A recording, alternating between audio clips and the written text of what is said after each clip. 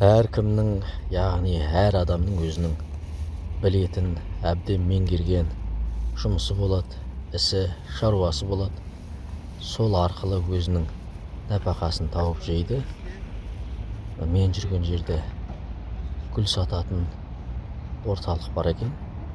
Сол жерден қарап жүрмін, ғажап неше түрлі гүлдердің, өсімдіктердің, шөптердің түрі бар екен. Қаншама адамдар келіп осы жерден өзіне керегін ішінен таңдап сатып алады екен.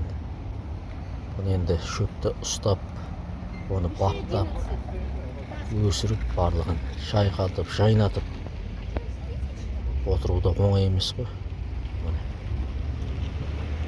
Осындай түрлі шөптер бар екен. Енді бұның біз аттарын білмейміз ғой. Аттар қалай аталады, қай жақтың өсімдіктері, шөптері екен, қай жақтың гүлдері екен, ештеңесін онша біле бермейміз. Иісі де ғажап екен.